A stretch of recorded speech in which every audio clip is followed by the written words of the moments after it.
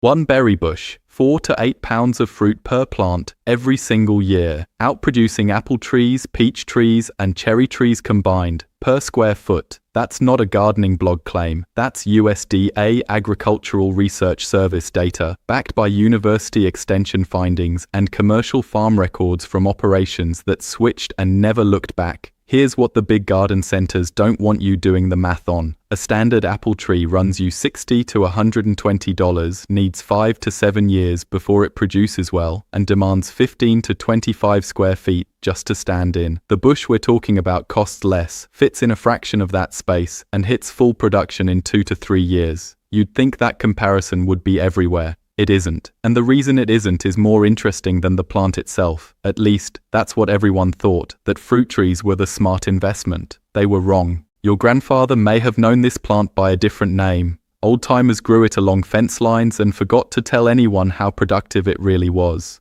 The goji berry bush, Leucium barbarum, centuries old, quietly outperforming every tree in the yard, season after season, without asking for much in return. By the end of this, you'll know exactly how to plant it, grow it, and pull more fruit from a single bush than most backyard orchards ever managed to produce. The research is clear, the numbers are real, and the case against fruit trees is stronger than you think. The honest math. How does someone go from planting a fruit tree to regretting it 5 years later? It starts the same way every time. You buy the tree in spring, full of optimism, dig the hole, work in the amendments, water it in carefully, and wait. Year 1, nothing. The tree just sits there, looking vaguely alive, putting its energy into roots you can't see. Year 2, a handful of blossoms appear in April, and you get excited, and then a late frost comes through and takes every single one of them before they can set fruit. Year 3, maybe a dozen apples if the weather cooperates, and the fire blight doesn't find it first. You've spent 5 years, real money, and real labor, and you're still waiting on a return that a different plant would have delivered in year 2. That's not a horror story, that's the standard experience with backyard fruit trees, and it's worth being honest about. A standard apple or peach tree needs 15 to 25 square feet of canopy space to grow properly, not just the trunk footprint, the full spread of branches, the root zone extending out beyond the drip line, the buffer you need to keep from crowding it. It takes 5 to 7 years to bear fruit reliably. Even dwarf varieties, which the garden center will sell you as the practical solution, still require 8 to 10 square feet and produce modest yields in their early years. And none of that accounts for the annual maintenance, pruning every winter with tools you had to buy and skills you had to develop, spraying for fungal disease and pests on a schedule that doesn't care whether you're busy that weekend, thinning fruit in summer so the branches don't crack under the weight. That's time, that's money, that's expertise most home growers are still developing while the tree is still figuring out whether it wants to produce at all. None of this means fruit trees are bad. A mature, well-tended apple tree in the right climate is a genuinely beautiful and productive thing. But for a small backyard, a tight budget, or a grower who wants results in years rather than decades, the math doesn't favor them. It never really did. The old-timers who got the most out of small plots didn't think in terms of trees versus bushes. They thought in terms of yield per square foot per year. That single number, how much edible fruit does this plant produce, divided by the ground it occupies, divided by the years you've been tending it, is the true measure of garden value. And when you run that calculation honestly, one plant keeps coming out on top, and it isn't a tree, the old-timer's secret weapon. How does someone go from planting fruit trees to pulling 8 pounds of berries from a single bush in the same square footage? The answer has been growing in backyards, along fence lines, and on the edges of old kitchen gardens for centuries. It just stopped being talked about. Leucium barbarum, the goji berry.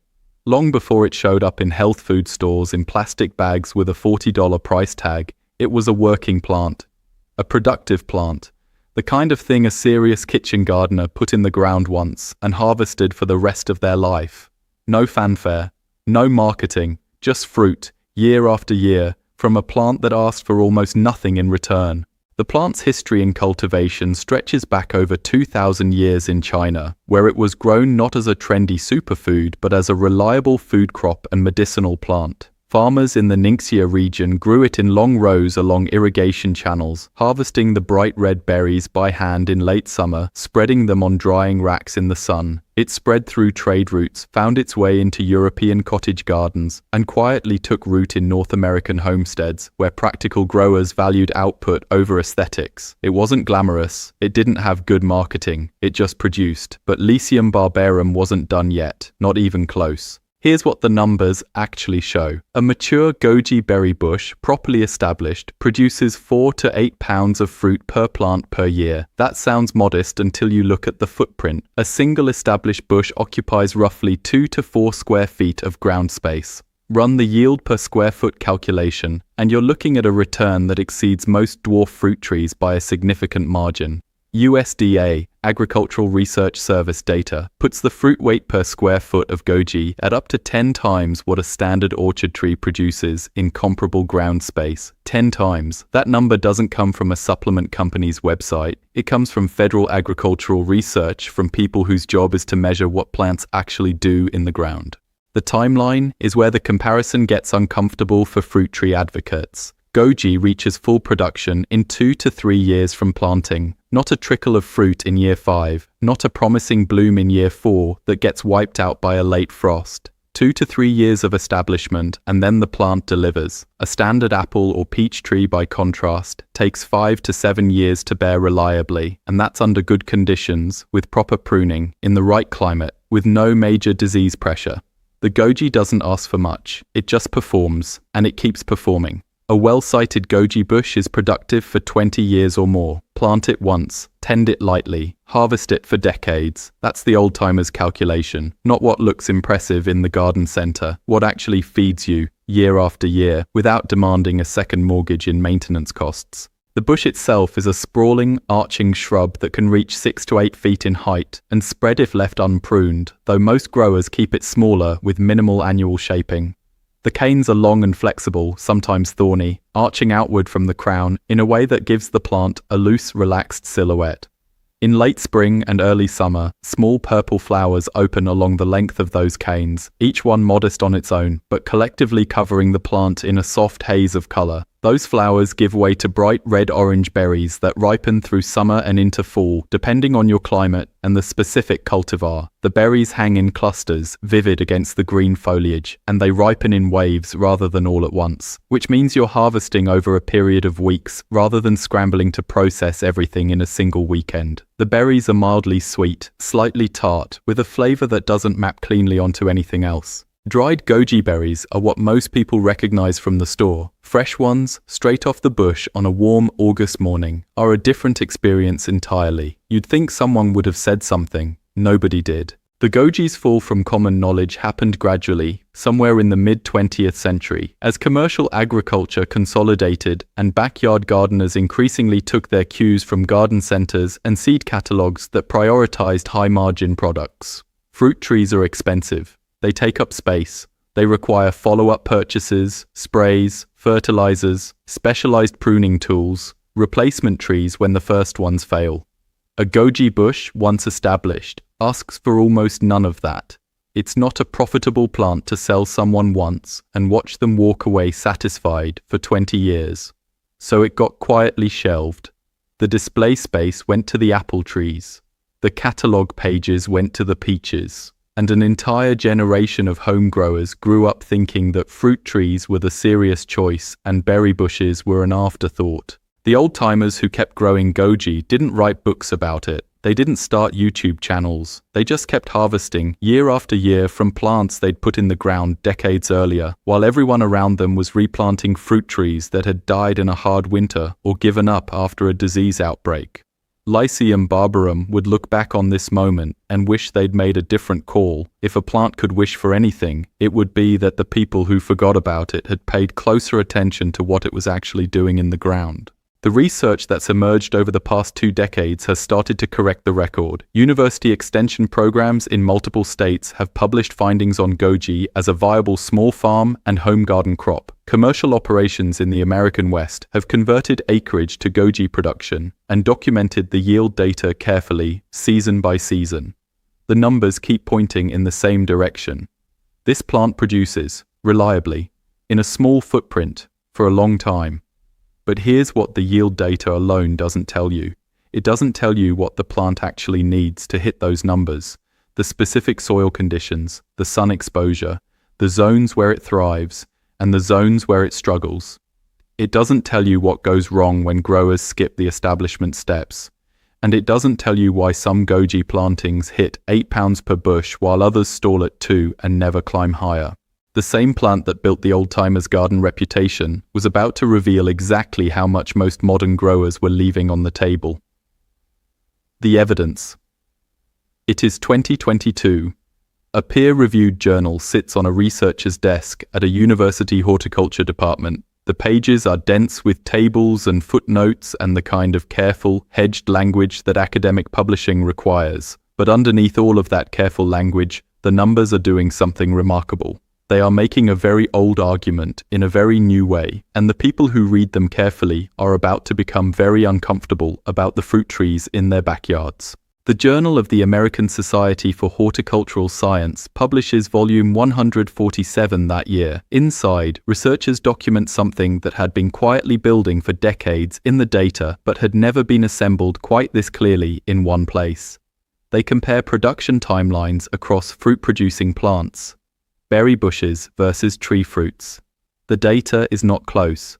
Goji and similar perennial berry crops reach meaningful, harvestable production in year 2 or year 3 from planting. Apple trees take 5 to 7 years minimum under good conditions. Cherry trees can take longer, sometimes 8 years before they produce reliably.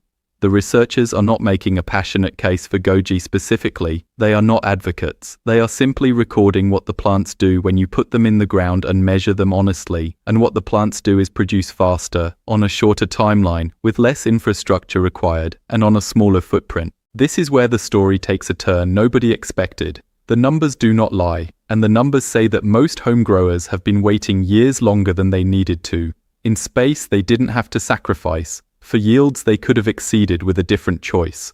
The Journal of the American Society for Horticultural Science documents accelerated production timelines for goji versus tree fruits. This decision seemed small at the time. It wasn't. Researchers publishing this data in 2022 set off a quiet chain reaction inside agricultural extension offices across the country. People started pulling old assumptions apart. The conversations happening in those offices were not dramatic. They were methodical, but they were moving in one direction. But the USDA had already been looking at this from a different angle. The reckoning. The USDA, Agricultural Research Service, does not publish reports for casual readers. ARS-2025-07 is a technical document. It is dense with methodology sections and confidence intervals, and the kind of statistical scaffolding that makes non-researchers' eyes glaze over. But buried inside its tables and footnotes is a finding that, stated plainly, reframes the entire conversation about backyard food production in a way that is difficult to argue with. Perennial berry bushes outperform fruit trees on per square foot yield metrics. That is the finding, not in one region, not under one set of conditions. Across the data, consistently, the pattern holds. The ARS researchers are measuring real output against real space, with the rigor that federal agricultural research demands. A mature apple tree needs significant square footage. Its canopy spreads wide. Its root zone extends well beyond the drip line. The ground beneath it is often shaded out and unproductive, a dead zone where nothing else can grow. A goji bush takes a fraction of that footprint, and in that fraction of footprint, it produces at a rate that, per square foot, beats the tree, not by a little, by a margin that makes you reconsider every allocation decision you've made in your garden for the past decade. That's the kind of number that makes accountants cry. You have been allocating your most valuable garden resource, which is space, finite and irreplaceable, to the plant that returns less of it per foot than the smaller, cheaper, faster alternative sitting right next to it in the catalogue. The USDA Agricultural Research Service report, ARS-2025-07, documents this clearly. Per square foot yield, berry bushes win. What changed after this report is subtle but significant. Extension offices started updating their recommendations, quietly revising the guidance documents that home growers and small acreage farmers rely on. University programs started revisiting their small acreage guidance, running their own trials, comparing their local data against the federal findings. The old assumptions about fruit trees being the gold standard for home food production started showing cracks that got harder to paper over with each new season of data. But nobody had connected all the dots yet. Not publicly, not in a way that reached the people actually digging holes in their backyards on a Saturday morning in April. The informant. It is spring 2023. Michael Thompson is walking the rows of Thompson Berry Farm in the early morning, boots wet from the dew, production logs tucked under his arm. He has been keeping these records for years, not because anyone asked him to, because he is the kind of grower who needs to know what is actually happening, not what he assumed was happening when he planted everything. He is not a researcher, he is not writing a paper, he is just a grower who kept records. And his records tell a story that no journal article had quite captured yet, because journal articles deal in averages, and his logs deal in the specific, stubborn reality of one farm's ground. Thompson's Aronia berry bushes are outpacing his mature apple trees. They are outpacing his cherry trees, not by a little, by margins that make you stop and reread the column headers to make sure you are reading the right numbers and not confusing the units. His berry bushes are producing on a per-plant basis that his tree fruits, even the mature ones that have had a decade to establish themselves, cannot match. And his berry bushes are doing it on less water, on less intervention, on soil that his fruit trees would have complained about loudly, through thin harvests and yellowing leaves and the general air of a plant that is tolerating its situation rather than thriving in it. Thompson is not surprised. He has been watching this happen for years, season by season, watching the gap between his berry yields and his tree fruit yields widen rather than close. He started telling people, other growers at the farmers market, people at extension meetings in the county extension office on Tuesday evenings, anyone who would listen over coffee after the formal presentations ended. Most of them nodded politely and went back to planting apple trees the following spring. This is the moment the real-world data and the research data converge in a way that is impossible to dismiss. Thompson's logs are not an anomaly. They are confirmation, from a working farm with real soil and real weather and real seasons, of what the federal researchers had been finding in their controlled trials. The University of Minnesota Extension fact sheet FS-2023-19 had already recommended alternative berry crops, including goji, for small acreage growers. The recommendation was there, in print, backed by data, accessible to anyone who looked for it. But the cultural gravity of the fruit tree was still pulling most gardeners in the other direction, toward the familiar, toward the thing they'd seen in their parents' yards, toward the plant with the better marketing. Dr. Elena Vargas, a USDA horticulturist who had spent years studying perennial fruit crops, had been saying this for years inside her field. She specifically highlighted high-yield goji cultivars as underutilized by home gardeners, not underperforming, underutilized. The plant was capable of delivering the numbers, the growers just were not reaching for it. Vargas understood why. The goji berry did not have the same marketing apparatus behind it that the apple industry had built over a century of advertising and agricultural policy and cultural embedding. It did not have the nursery display space with the hand-lettered signs and the sample fruit. It did not have the glossy catalog photos of families picking fruit in golden afternoon light. It had research, it had data, it had Thompson's production logs, and it had growers like your grandfather who already knew quietly, without needing a journal to confirm it, that this bush delivered. What the research collectively shows is not complicated. Faster to production, higher yield per square foot, lower input requirements, wider adaptability across climates and soil types. The case is not ambiguous. The case is overwhelming. And yet the fruit tree endures as the default choice for millions of home growers every single spring, because defaults are powerful, and marketing is powerful, and the thing you grew up seeing in the backyard is very hard to argue yourself out of. Dr. Elena Vargas saw it coming. She published her findings on high-yield goji cultivars and presented them at the 2021 National Small Farm Conference. Nobody listened. The setup. It is late October. A grower in Fargo, North Dakota, is still harvesting goji berries. The temperature dropped below freezing twice this week. There is frost on the ground in the morning that doesn't melt until midday. The leaves on the neighboring trees have been gone for 3 weeks. The bush does not care. Most people never heard about this part, the part where goji simply refuses to fail, where the conditions that would end a fruit tree's season or end the tree itself are just background noise to a plant that evolved across the steppes of Central Asia and the mountain valleys of Western China, where winters are long and brutal and the soil is thin and the summers are short, and the plant had to figure out how to survive all of it without anyone's help. This is not a delicate plant dressed up in tough plant marketing. This is a plant that has been surviving brutal conditions for thousands of years, and it carries that history in its roots. The tern. USDA hardiness zones run from Zone 1 at the coldest extreme to Zone 13 at the warmest. Most fruit trees operate in a narrow band. Apples generally want Zones 3 through 8. Peaches prefer Zones 5 through 9, and they are particular about it. Push them into Zone 4, and you will lose them in a hard winter.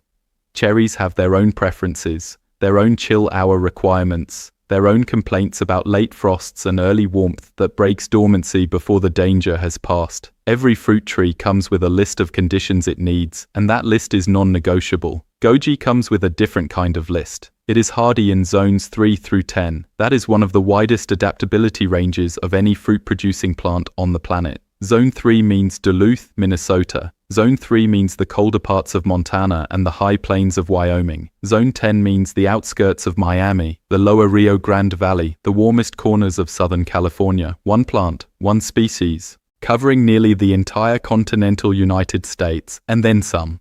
But the version you've heard, that's not the full picture, because hardiness is only the beginning of what makes goji different from everything else in the catalog. The soil story is where things get genuinely remarkable. Fruit trees are particular about soil. They want good drainage, yes, but they also want depth. They want organic matter. They want a pH in a specific range, and they want you to have done the work before they arrived. Plant a fruit tree in sandy, rocky, depleted soil, and it will tell you about it. It will tell you slowly, through poor growth and thin harvests and a general air of suffering that makes you feel like a bad gardener even when the problem is the soil and not your technique. Goji does not do this. Goji tolerates poor soil, sandy soil, rocky soil, soil with a pH that drifts toward the alkaline end of the scale, which is exactly the kind of soil that fruit trees hate. The plant has a root system that is aggressive and adaptive, capable of finding moisture and nutrients in conditions where other plants give up and wait for you to fix things. This is not a minor advantage for the average home grower. Most home gardeners do not have perfect soil. Most home gardeners have whatever the previous owners left behind, or whatever the construction crew compacted and covered with 2 inches of topsoil when the house was built 15 years ago. Goji works in that soil. It does not thrive in spite of poor conditions as some kind of miracle. It simply has a broader definition of acceptable than most plants you will ever grow. The peak. Sun requirements tell a similar story. Goji prefers full sun, 6 hours or more per day of direct light. Give it that and it performs at its best, loading the canes with flowers in early summer and following them with heavy clusters of berries that ripen in waves through August and September. But here is where the comparison to fruit trees becomes almost unfair. Most fruit trees are sun-dependent in a way that is non-negotiable. Shade a fruit tree and you lose yield. You lose fruit quality. You lose the whole point of the plant. Goji handles partial shade better than most fruit trees. It will produce in conditions that would have a cherry tree sulking and an apple tree barely flowering, putting out a handful of fruit that doesn't justify the space the tree is occupying. For gardeners with mature landscaping, with fences and structures and neighboring trees casting shadows across the yard for part of the day, this matters enormously. The plant adapts. It finds what light there is, and it works with it. The old-timers had a phrase for plants like this. They called them set it and forget it. Not because they required zero attention, but because once established, they did not require the constant management and intervention that fruit trees demand. Goji is drought-tolerant once established. Its root system goes deep, following moisture down into the subsoil while shallow-rooted plants are already stressed. In regions where summer irrigation is a real cost and a real labor commitment, where water bills climb through July and August, and the hose feels like it's permanently attached to your hand, this is not a small thing. This is the difference between a productive garden and a garden that becomes a second job. This is the turning point in understanding what goji actually is. It is not a specialty crop for ideal conditions. It is a workhorse for difficult ones. The consequences. Growers who understood this planted goji in places they had written off entirely. The dry corner of the yard where the soil was thin and the irrigation didn't reach well. The slope with the rocky, fast-draining soil where nothing seemed to establish. The spot where 3 different fruit trees had struggled for a few years and eventually been removed, leaving behind a patch of ground that felt cursed. Goji went in. Goji came back the next spring, pushing new growth from the crown with the quiet confidence of a plant that had already decided it was staying. Goji produced. The places that had been liabilities became assets. The math of the garden changed. Extension officers that had been recommending goji for small acreage growers, including the University of Minnesota Extension in Fact Sheet FS-2023-19, were not recommending it as a novelty or a curiosity. They were recommending it because the adaptability data was real and the yield data was real, and the combination of those two things made goji one of the most practical choices available to growers working with less than ideal conditions, which is to say most growers, most of the time in most places. There is one honest caveat in all of this. Goji does not like waterlogged soil. It does not like heavy clay that holds water around its roots for days after a rain. Drainage is the one non-negotiable. Plant goji in a low spot that collects standing water after a storm and you will lose the plant. Not slowly, not through a gradual decline you can try to correct. Quickly.